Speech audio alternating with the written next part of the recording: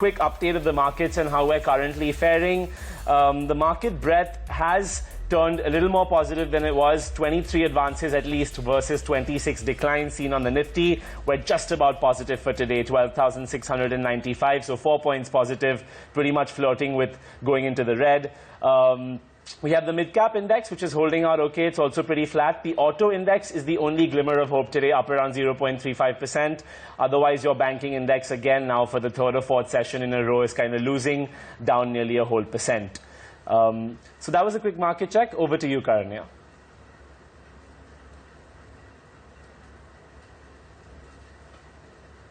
While the markets are oscillating between the red and the green and deciding which way to tilt to, let's pull up the BNS stock cloud as well to give you a sense of all the important stocks to keep on your watch list this morning. Starting with Aisha, very strong commentary coming in from the management for the motorcycle space as well as for CV. Second half is looking very positive. So they've given, the street has given a big thumbs up to the stock of Aisha, which is the top gainer on the Nifty 50 index, up a solid 6%. In trade, followed by Indiabulls Real Estate, which Varun also flagged off as part of the headlines. Rakesh Jhunjhunwala, the big bull, has entered into the counter and it's flying away as a result of that. Strong earnings coming in from Grasim as well, which is keeping the stock abuzz. You also have on the back of earnings the likes of Mazgaon Dock, which is doing fairly well. You have Sun TV, IRB Infratech, Sterling and Wilson, Punjab and Sindh Bank, and even Mahanagar Gas. These are some earnings candidates which are soaring in trade. You also have the likes of a Vatek Wabag, which has received a fresh order from the government, and that's why the stock is very much in focus as well. But let me quickly give you a reminder of the BNSL quiz as well, which we tweeted this morning. We've been receiving a host of replies, but just for the benefit of our viewers, I'd like to reiterate what the question was. We asked you this morning, in which year was the BSE founded? Is it the oldest stock exchange in Asia? Yes or no? The options being 1875, 1901, 1902 and 1903, with a host of options for yes and no as well. So if you think you are clued on to the markets trivia, please send us your answers on Twitter by following our Twitter handle 80NowLive. You'll find the question there. Drop in your answers in the comment section to be featured on the show during the latter half. But right now, let's keep it with the markets. No one would have really imagined that life would be back to normal in just a few months after the massive sell-off that we saw in March. That is the word coming in from market veteran Madhu Kela as well. In the face, the ACE investor believes that the strong recovery is symptomatic of markets as well as of life. Let's listen in. No one would have ever imagined life will be back to normal in 6 to 9 months, because if you look around, when Nifty was at 7,500, I vividly remember having a conversation with you offline, and there was so much ghabrat in the whole street that we don't know what is going to happen. And I don't think anyone could call it that in 6 months' time life will be normal. And these is markets for you, and this is life for you. So Nikunj, to be honest with you, this is what my Diwali message this time is, that it only and only pays you to be optimistic when everyone is in panic and there is any adversity.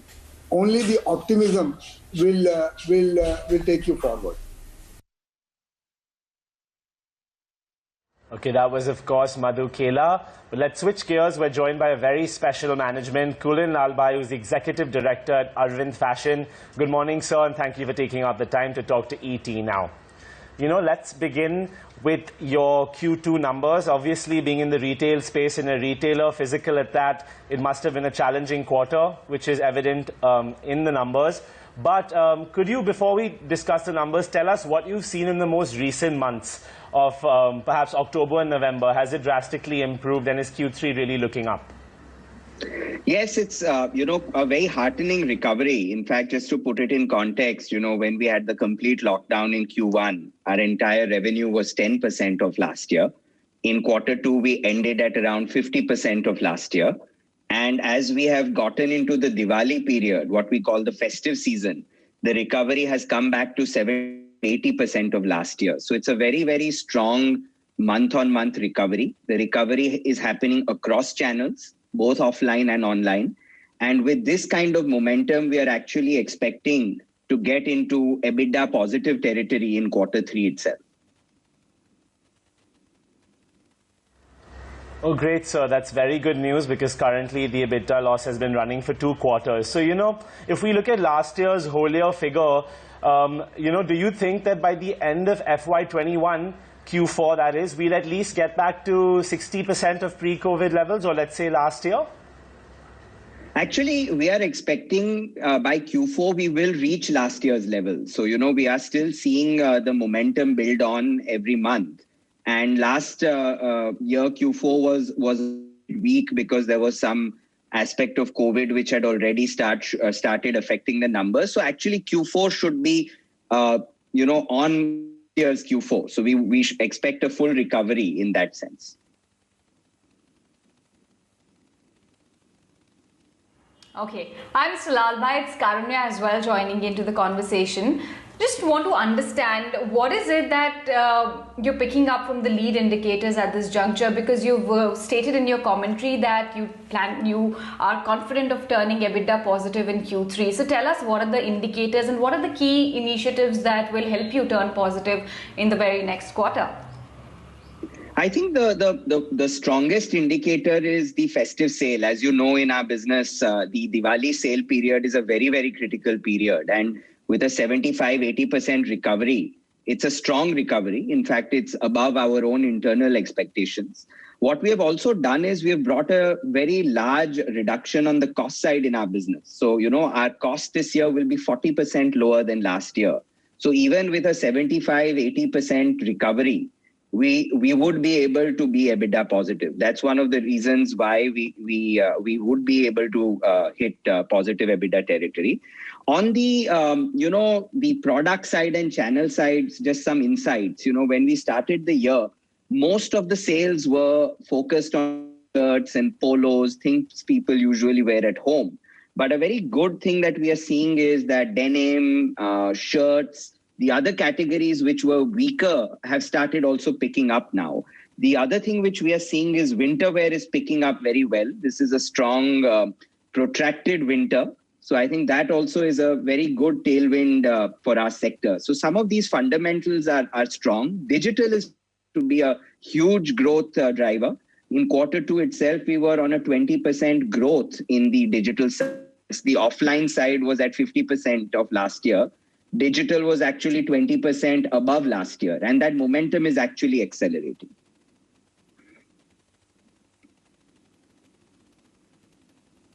That's very heartening to know. Since you mentioned digital, I'd like to know more about the traction you've seen during lockdown and post that as well. Now that markets have opened up, shops, malls, etc., footfalls are gradually picking up. How is the traction on your digital platforms? And if you could also shed light on the various digital initiatives you've taken on to gain more traction and retain customer base, etc. So Arvind Fashions has been investing ahead of the game on the digital side. We have put in place a very strong omni-channel digital stack over the last 4 years. And what that means is that not only do we work closely with third-party marketplaces to sell our brands, we have built a technology that connects our own offline stores to online as well, what we call true omni-channel. And we have our own .com now as well. So if I just look at what we have been able to achieve as some outcomes because of our investments, one, of course, overall, we are growing 20% in the digital side. By connecting our stores to online, almost 20% of our offline sales now actually are fulfillment of online demand. So that's true omni-channel where stores and online come together. Our own .com, now.com, has seen a 3x growth post-COVID. So it's a rapid scale-up happening on our own .com. We are also now working strategic with online. We have now a joint venture with Flipkart where one of our brands, Flying Machine, we jointly own it. And we are building a very exciting next generation digital first strategy with that brand. And in a short period of time, during this festive sale, we have been able to double our volumes over last year on a very large base with flying machines. So I think all of these are very interesting outcomes, which are because of the investments we have been making on the digital side over the last 3 years.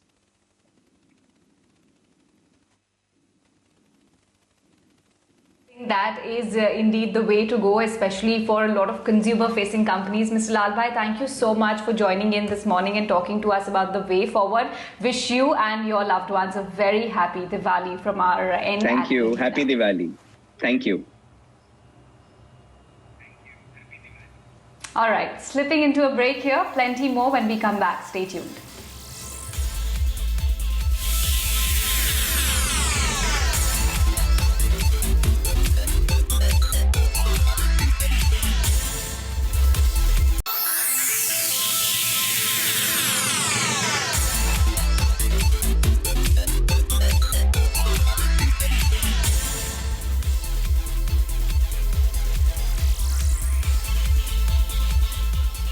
Welcome back. You're still watching Buy Now, Sell Now on ET Now. Time to touch base with the management of IGL, Indraprastha Gas Limited. They delivered their numbers. It's been a good set, especially on the operational count. Let's touch base with the management, Mr. A.K. Jana. He's the MD. Good morning, Mr. Jana, and thank you for joining us this morning on ET Now. Let's talk about, firstly, the volume growth in the quarter gone by. How was it versus pre-COVID levels? How much has it recovered so far? If you could give us an update. If you see that in the first quarter, we are down by around 16% from the pre-COVID level. And quarter two, we are happy to say that it is only 20% down. And if I see today, October and November, we reached to a level of 93%, that's 7% down is there. So with this progress, I'm expecting by end of quarter three, we would be touching the last year pre-COVID level. That is the average is your 6.59 MMSCMD per day. And the quarter two, we could reach to a level of 5.5 MMSCMD per day. And today it is running around 6 MMSCMD. So with this, by quarter three, we would be able to touch the pre-COVID level.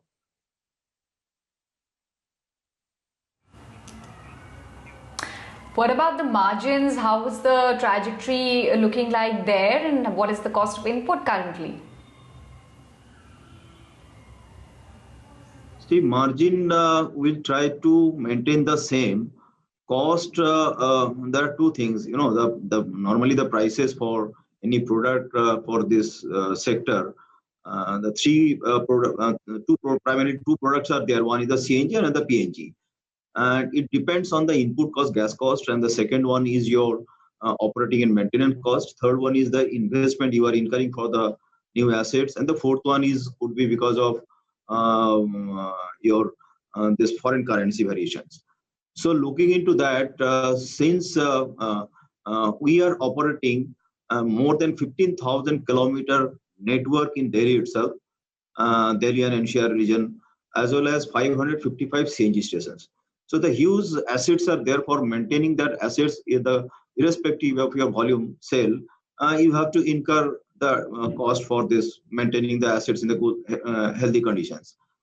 And second thing is that we have acquired the new assets also, new GA also, for which we are having aggressive planning for putting up the infrastructures, including in the existing GA also. Like Delhi, we are targeting every year, we are targeting to connect around 3 lakhs houses and around 100 CNG stations we will be setting up in the existing GAs. So looking into that, investment costs are also being considered while I'm doing the pricing. And we say it is a supply and distribution cost. And the gas cost comes out to be around 30 to 35% of the total cost. So that way, our target is that our customers should remain in situations where they should get the benefit of the alternate fuel at a level of 50%. So that we are ensuring basically. Right, sir. And how are the conversions happening? Vehicles, do you see it resume at a high speed in coming months? Yeah, conversion is taking place. Before pre-COVID, it was around 5,000 per month, 5,000 vehicles per month. The conversion was taking place, out of which around you can say 50% from the factory fitted and 50% from the conversion kit. And today it has gone up to 7,500. And we are continuously in touch with the manufacturers. We are saying that because people are now, because of social distancing and these pandemic situations, they are preferring their own vehicle. And definitely, since there is 50 to 60% saving is there, the people will go for the CNG. And the last month, I can tell you, the Maruti itself has sold around 1.6 lakhs vehicles on CNG. So per day, the conversion is coming out to be around 7,000. That is our target, is to go around 10,000 per month. And for which we are also working, and we have already launched certain schemes with the manufacturer, and we are working with Hyundai, Maruti, even the new the Kia. They came, and they have also announced they have started selling that Seltos on CNG. And with the other manufacturers also, we are working with all the manufacturers. And today the CNG is no more. It is confined in a city, so it is now intra-city transport. So people are preferring that, and we hope that it will be touching very soon more than 10,000. Right, sir. And what new geographies are you attempting, and how is the capex planning going? You see, every year we have a plan of investing around 1,200 crores, and 1,200 to 1,500 crores, depending upon the target we have given while acquiring this GA through the PNGRB bidding process. So,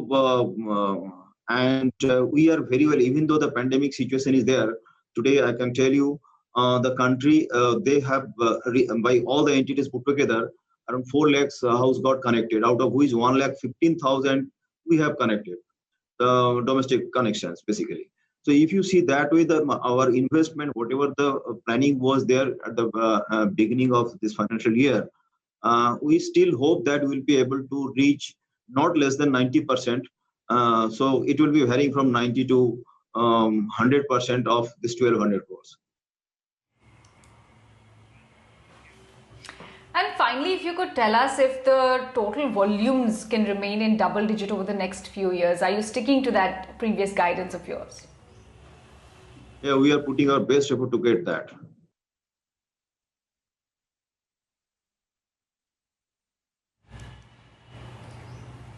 All right, Mr. Jana, pleasure chatting with you. Thank you for talking to us about the way forward and the numbers delivered.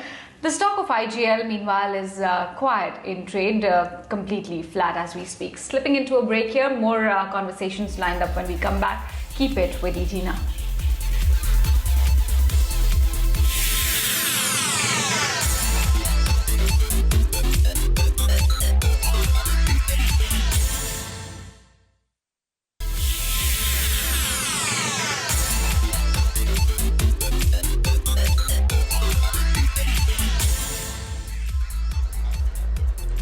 Hello and welcome back to Buy Now, Sell Now. You're watching ET Now. My colleague Chandra is currently catching up with Nandan Nilekani, who's the chairman at Infosys. Let's listen in.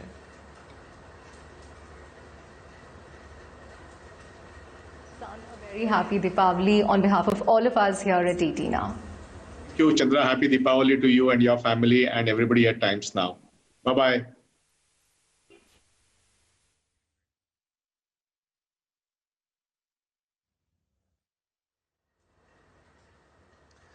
Okay, time to switch gears a little bit. We're now joined by, again, a very special management, Jacob Fries Sorensen, who's the managing director at Gujarat Pipavav Port. Good morning, sir. Very happy Dhanteras to you, and thank you so much for taking out the time to talk to ET Now on this auspicious day. Namaste to everybody. Good morning.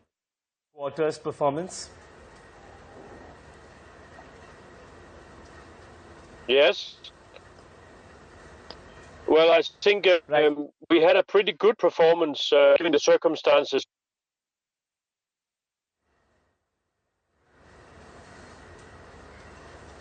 Please carry on, sir. Yeah, so we had a pretty good performance given the circumstances that we are in.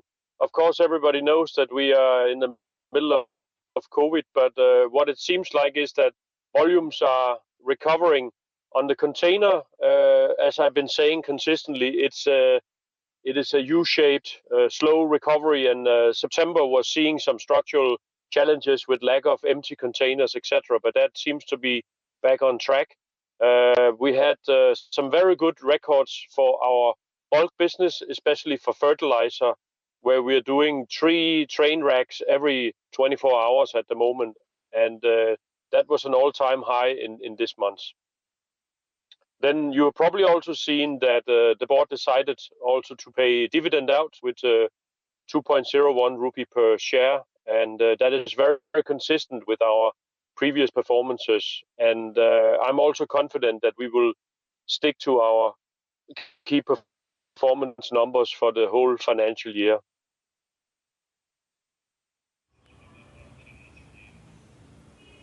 All right. Hi, Mr. Jacob, and thank you for joining us. Happy Dhanteras to you and your colleagues and family. Talk to us about how, things are panning out within your sector. You were among the least impacted ones as far as lockdown impact is concerned. Beyond that, which way are you headed? What are the key triggers that you are betting on for future growth prospects? Yeah. So I mentioned that before, but there is a little bit of a structural imbalance at the moment due to containers. It is because that the Indian import have been a little bit to recover, and that means we are empty containers for the export. So today my team is taking an initiative that we are offering to all for any import of empty containers. We can help the economy to get back on recovery track and to attract some of our customers to position empty containers into Pipavav, which will be used obviously for export. So on the container market, otherwise we are having some good forecasts because we have been hampered by skip calls in this quarter, but going forward, the outlook is pretty good. We have so far not had any notifications, and it means that shippers should be very happy to see that there's full capacity coming up. Other things which I am very excited about now, as you can see, I'm on the road. I'm on the way from Pipavav to Ahmedabad, and I'm also able to see here that the electrification of the railway tracks are going as planned. So by beginning of 2021, we should be starting to see the DFC go live, and that is going to be a game changer. We will see a lot more cargo, especially from the northern market, going from truck to rail, and then arriving to Pipavav by rail. So that's the exciting things, and I'm happy to say that it looks like it's going very much on schedule.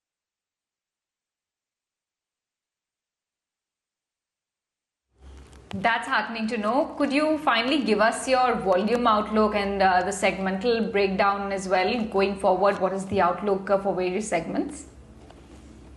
Yeah, so as I mentioned, September was a bit tough when we are talking about containers, but for the full year of containers, we will end something, and I'm talking about the calendar year here, we will end up with about 775,000 TEU. On the bulk, it is a bit more shiny because the fertilizer seems to continue, and we will do a record there of more than 3 million tons. So all in all, I think we are, all given the circumstances, volume-wise, we are looking at a good and solid U-turn, a U-shaped recovery, as I've said a couple of times. On the financials, we are not going to meet the target that we had set out, but the target was set last year before we knew anything about COVID. So with a little lower than target financial performance, I still think that we have kept the skin on our nose, and we are very much positioned well for 2021. All right, so let's leave it there on that positive note. Thank you so much once again for taking out the time to chat with us. That was the management of Gujarat Pipavav, who've not actually been that adversely impacted by the lockdown and the pandemic. They have seen a drop in revenue and profitability, but not to the extent that we've seen with a lot of other economic-linked players. So good show from them, and the outlook seems to be only improving from here on out. But let's revisit what ET Now is doing for our viewers. And as usual, we are putting the interest of our viewers at the forefront. And with our special investor education series, Nivesh Ke Fande, we have a new one today. And you know, many a time investors wish to invest their money into funds that are focused on a particular industry or sector. These are called sectoral funds. And on this edition of Nivesh Ke Fande, we share everything that you would need to know about these funds. Listen in. You know, Abha, the question that I'm often asked is if sectoral funds are a good investment choice. Yes, that's something I've also asked quite often. But before we answer that, let's take a look at what actually are sectoral funds. Well, sectoral funds are equity mutual funds which have 80% of their funds invested in a particular sector, like pharmaceuticals, technology, banking, infrastructure, and so on. Sectoral funds are those which allow greater exposure to certain sectors which may not be accessed by other equity mutual funds. Yes, absolutely. Those investors who are okay with exposure to one particular sector and who have a time horizon of 3 to 5 years can definitely invest in sectoral funds. But because sectoral funds are less diversified, they actually are far riskier and more volatile than even a diversified multi-cap equity fund. Any impact on that sector will also have an impact on the portfolio of that fund altogether. Yes, so only those investors who can handle volatility, who have a high risk appetite, and those who have done proper asset allocation for their overall portfolio should be going in for sectoral funds. That's all in this edition of Nivesh Ke Fande on Times Network. Stay tuned for many more such nuggets of investment advice.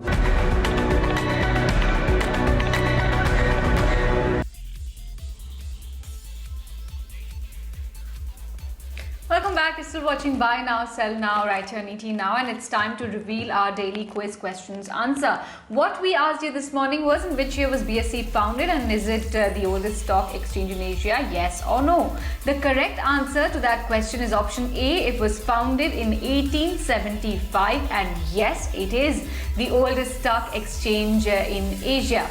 There are a host of champions who've got it right, and that too within the time limit. First up is Tawfiq Azad, followed by Shubhajit. There's also Zinki, Basu Devnath. These are the 4 quiz champions for our BNSN Quiz Connect. Back to you, Varun. Right, thanks for that, Karanya. Today I think we decided to test the viewers' knowledge of the history of the stock market a little bit, and not just a question which is always about the performance or the recent performance rather. So we'll keep more of these coming for you every day. So please keep tweeting to us, and you might be featured if you're one of the correct answerers. But a little later than usual on our show today, it's now time to talk technicals and fundamentals with our guests. Kunal Bothra and Gaurang Shah are both with us. Good morning. Happy Dhanteras to both of you. And it's great to have you on BNSN on this auspicious day. Kunal, coming to you first, what's your high risk and low risk idea for our viewers? So good morning, Varun. I have very happy Dhanteras to you, to your team, as well as to all the viewers of ET Now. Now, 2 ideas which I would want to recommend. First one is from the low risk space. I would recommend a buy on Coal India.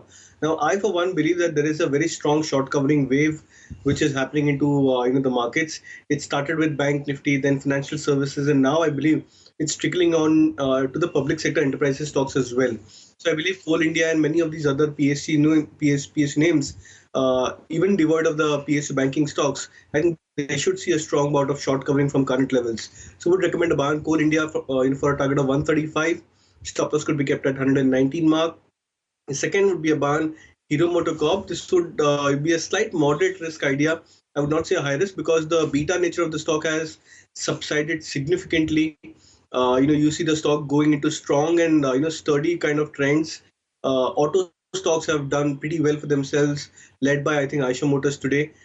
So I believe Hero MotoCorp also should play a match up to that, on the short-term charts would suggest a buy with short-term targets of 3,200 and stop loss at 3,080.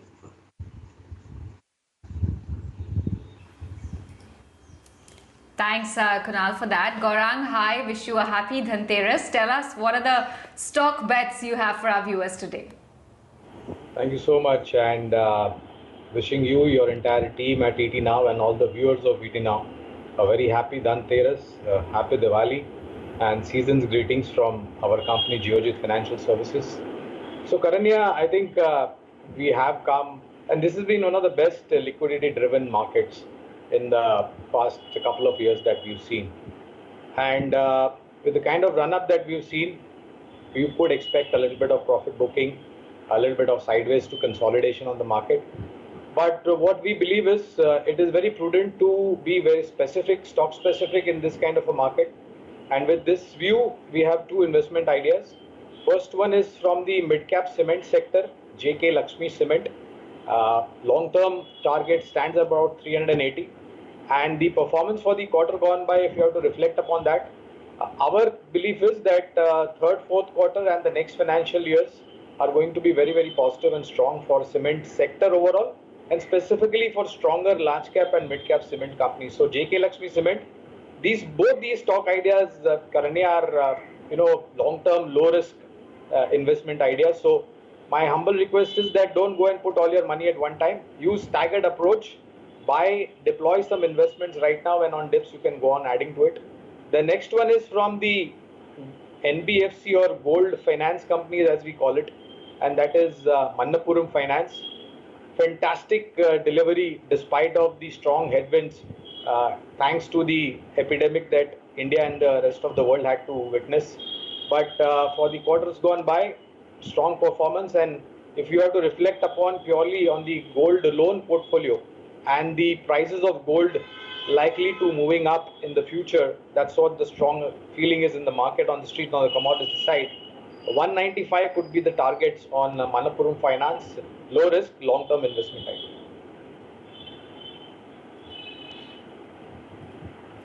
All right, so those were the top bets from Kunal and Gaurang as we wrap up this Samvat today with the both of them. Thank you so much, gentlemen, for joining us, and wish you both a prosperous Diwali. As to our viewers as well, thank you so much for tuning in. We all at ET Now would like to take this moment to thank you for tuning in day in and day out, and for a very, very happy Diwali.